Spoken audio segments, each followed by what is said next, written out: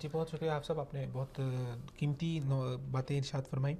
ہم اپنے پروگرام کے جو ہمارا آخری ٹاپک اور آخری موضوع کی طرف چلتے ہیں. میں اپنے محترم مہمان جناب صہیب وسیم صاحب سے کی طرف جاؤں گا کہ جیسے آپ نے اپنے پہلے گفتگو کے اندر ذکر کیا کہ اہل مغرب جو ہے وہ آپ صلی اللہ علیہ وسلم کی تعلیمات سے تو استفادہ کرتے ہیں.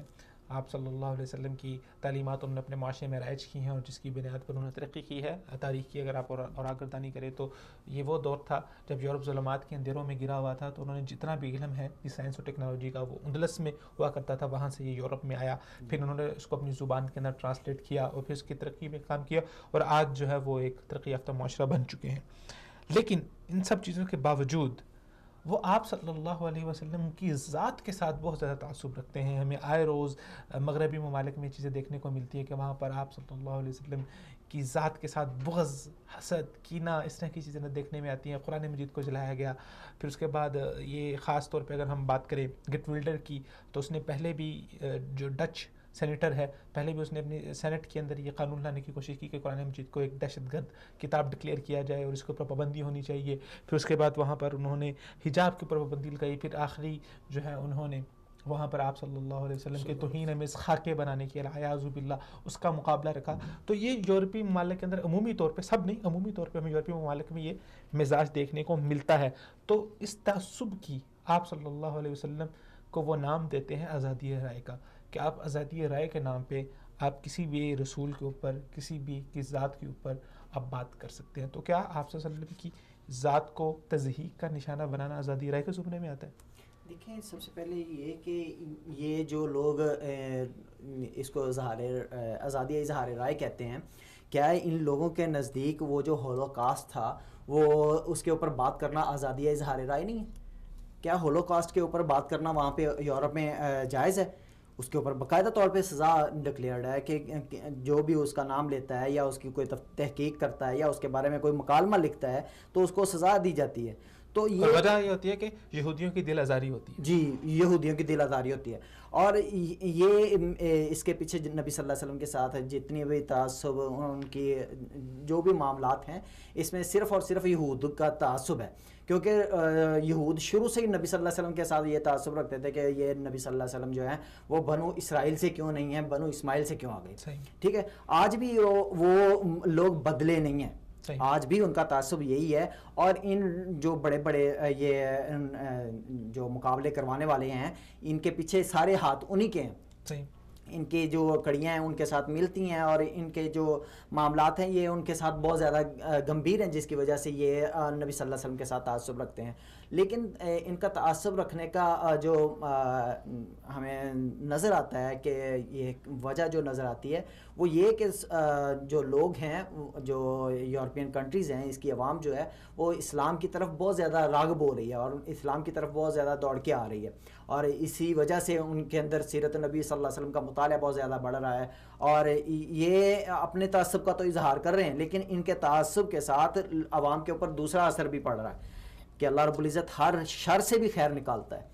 ان کے اس شر کی وجہ سے عوام اس پوائنٹ کو دیکھتے ہیں کہ آخر کیا وجہ ہے کہ یہ لوگ اتنا ان کے خلاف بغض رکھتے ہیں، اتنی عداوت کرتے ہیں. جیسا کہ رسول اللہ صلی اللہ علیہ وسلم کے بارے میں حالانکہ لوگ اعلان کرتے تھے کہ اس کی بات نہیں سننا، یار وہ نعوذ باللہ من ذالک جادوگر ہے، اس کی جو بات سن لیتا ہے وہ اسی کا ہو کے رہ جاتا ہے. وہ جیسے کہ ایک سردار کے بارے میں غالباً آتا ہے کہ اس نے اپنے کانوں میں روح تک رکھ لیا، لیکن آخر اس نے کہا کہ یار میں جا کے سنوں تو صحیح کیا بات ہے.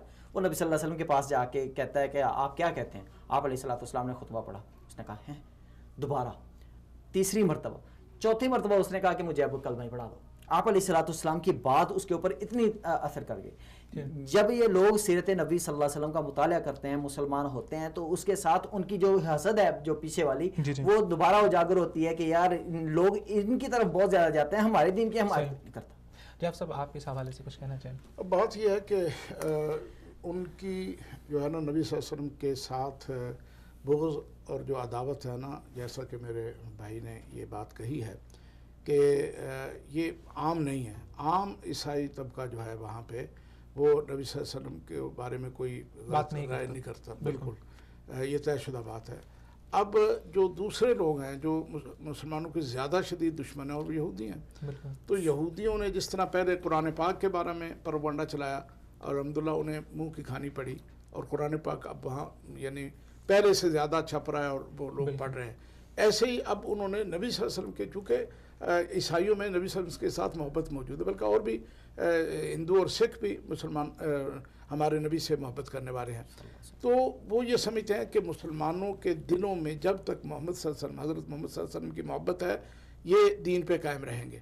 تو وہ ہماری محبت کو کم کرنے کے لیے، ہمارے دلوں سے نکالنے کے لیے ان کے خلاف پروپیگنڈا کیا جاتا ہے. حالانکہ اس کی صورت یہ ہونی ہے، اس کا الٹ ہونا ہے، برعکس ہونا ہے کہ وہ جتنا آپ صلی اللہ علیہ وسلم کے خلاف پروپیگنڈا کریں گے اتنی یہ محبت بڑھے گی.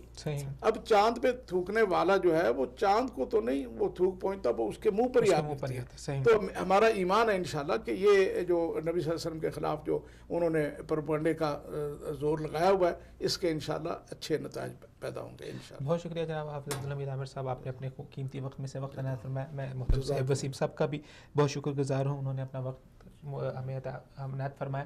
جی ناظرین کرام، اسی کے ساتھ پروگرام کا وقت ختم ہوا چاہتا ہے.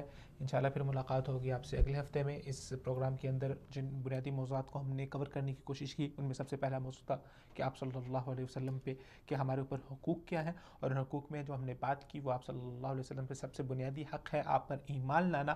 اور ایمان لانے کا مطلب یہ ہے کہ آپ صلی اللہ علیہ وسلم کی اطاعت ایسی کی جائے کہ مصور کھینچ ایسا نقشہ جس میں ایسی صفائی ہو، ادھر فرمان محمد ہو ادھر گردن جھکائی ہو. جیسے ہی آپ صلی اللہ علیہ وسلم کی حدیث آ جائے، کیونکہ آج کے زمانے میں جب ہمارے سامنے نبی صلی اللہ علیہ وسلم موجود نہیں ہے تو آپ کی حدیث موجود ہے، آپ کی سنت ہمارے سامنے موجود ہے، تو ہمیں آپ کی حدیث اور سنت کے سامنے سر تسلیم خم کرنا ہوگا. اپنی تمام محبتوں کو ایک طرف رکھ کے، اپنی تمام چاہتوں کو ایک طرف رکھ کے آپ کی اتباع کو ہی ہمیں لازم و ملزوم پکڑنا ہوگا، چاہے اس کے مد مقابل ہمارے گھر والے ہی کیوں نہ ہوں. جس طرح صحابہ کرام رضوان اللہ علیہ مجمعین نے محبت کر کے دکھائی، ہمیں اسی طرح ہی آپ صلی اللہ علیہ وسلم سے محبت کرنی ہوگی، ہمیں آپ کی سنت پر عمل کرنا ہوگا، پھر چاہے پوری دنیا ہی ہماری مخالف کیوں نہ ہو جائے. اسی کے ساتھ آپ سے اجازت چاہتے ہیں، پھر ملاقات ہوگی اگلے پروگرام میں. تب تک کے لیے خدا حافظ.